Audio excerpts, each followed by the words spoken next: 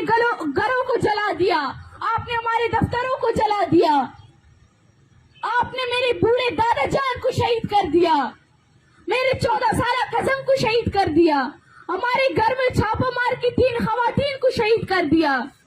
लेकिन अभी भी ये जालिम रियासत अपने कारवान से बाज नहीं आता। ये आपका इंसाफ आपके अवाम के साथ, फिर आप कहते हो कि आप पाकिस्तान से नफरत करते हैं। जुल्म, ये जबर पिछले 2 दिहाइयों से चलता आ रहा है। ये जुल्म हर वो घर में हो रहा है जिस घर को बलोच का नाम दिया गया है। बलोच का कसूर बस इतना है कि वो बलोच है और बलोचिस्तान से ताल्लुक रखने वाला है। आप बलोच को उनकी मुल्क में दहशतगर्द कहते हैं, आप बलोच को बाहर ममालिक में भी दहशतगर्द का नाम देते हैं। हर वो बलोच दहशतगर्द नहीं होता जैसे आप समझते हैं। आप हमसे हमेशा जंग के सवालात करते हैं, आप ये नहीं पूछते कि आप कौन से बलोच से हैं। जब हम सरफराज बुकची के पास गए तो उन्होंने हमें ये कहा कि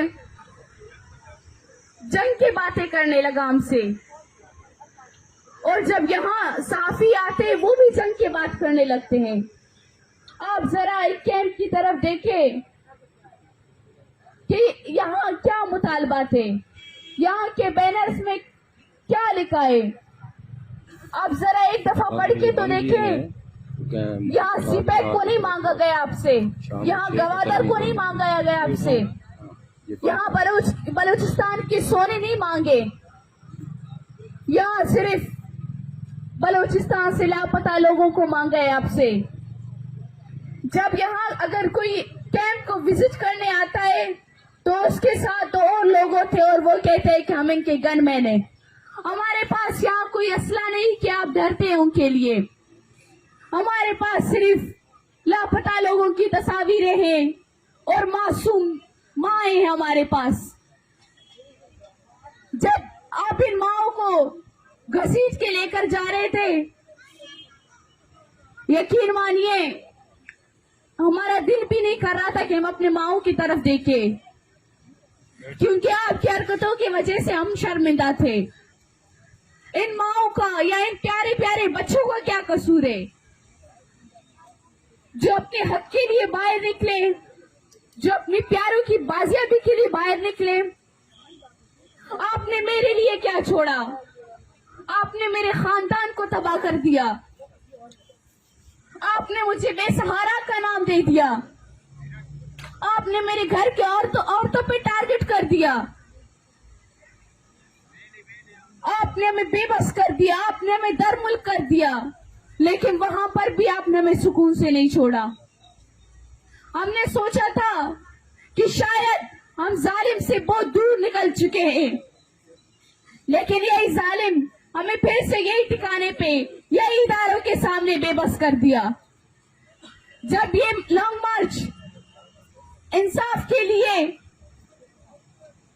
निकली थी, इन्हीं इदारों के सामने इंसाफ मांगने के लिए आ रहे थे, और ये इदारे के जो इंतजामिया ने उनकी अच्छी सी इस्तकबाल कर दी। उन माओं के जख्मों पे आप देखें, वो सुर्ख हो चुके हैं, लेकिन अभी भी ये जालिम रियासत अपने कारवान से बाज नहीं आता। हमारे चंद बच्चे अभी तक इनकी तहवील में हैं। ये माए तो उन बच्चों को मांगने के लिए निकले थे, ये नहीं कहा था कि आप हमारे दूसरे बच्चों को लापता कर दे। जब खारान में कल आपने 2 बच्चों को बाजियाब किया और 5 बच्चों को लापता कर दिया, ये आपका इंसाफ आपके अवाम के साथ।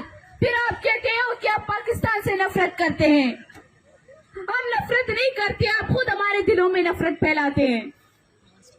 हम तो आपको एक्सेप्ट करके खुद को पाकिस्तानी मान के आपसे लोग मांगते हैं, बहरहाल आप हमें अपने मुल्क के शहरी नहीं मानते। आप कहते हैं कि रियासत एक पाक रियासत एक माँ की जगह है।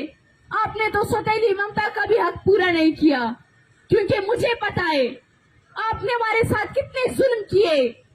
आपने हमारे घरों को जला दिया, आपने हमारे दफ्तरों को जला दिया, आपने मेरे बूढ़े दादा जान को शहीद कर दिया, मेरे 14 साल कजम को शहीद कर दिया, हमारे घर में छापा मार की 3 खवातीन को शहीद कर दिया। आपने मेरे सामने मेरे एक नौजवान कजम को शहीद कर दिया। फिर आपसे हम कैसे कहें कि हम आपकी शहरी है? आप हमें इस बात से, आप हमें ये जवाब देने से भी कासिर है कि आप चाहते क्या है हमसे। आपने हमसे सब कुछ छीन लिया। आपने सीपैक की जो है सीपैक के लिए रास्ता बना लिया। आपने मजलूमों के घर जला दिए। आखिर आप इस खुशकवाम से आपको क्या चाहिए जो कि मजलूम है, जिनकी माँ बड़ी मुश्किल से अपने बच्चों को आपके जो है तालीमी इदारों में भेज के तालीम हासिल करवाने के लिए, लेकिन आपके तालीमी इदारों से हमारे मासूम बच्चे गायब हो जाते हैं। फिर आपका ये पाक रियासत कहता है कि ईरान के बॉर्डर से पकड़े गए। शायद आपने अपनी यूनिवर्सिटीज को ईरान का बॉर्डर बना दिया है या अफगानिस्तान का बॉर्डर बना दिया है। आप अगर 7 दरिया आगे पहुंच सकते हैं तो मैं कहती हूँ आप यहाँ पर भी पहुंचेंगे। अगर आज आपने बारूक करीमा को वहां टारगेट कर दिया तो आप हमें यहाँ भी कर सकते हैं, क्योंकि आप जालिम हैं, आप हमें एक्सेप्ट नहीं करते, आप हमें इस मुल्क की शहरी नहीं मानते। खुदारा आप इन माओ की तरफ एक दफा देखें तो सही, और बूढ़े बाप की तरफ आप देखें तो सही। इनकी आंखें इंतजार में है, इनके आंसू खुश्क हो चुके हैं, इनकी उम्मीदें टूट चुके हैं।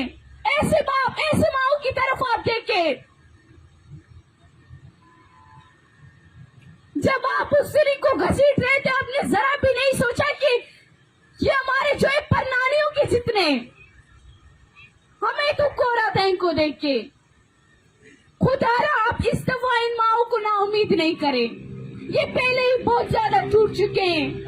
आप इनके बच्चों को, इनकी लगती जिगरों को, इनके सहारा को वापस लेकर आए।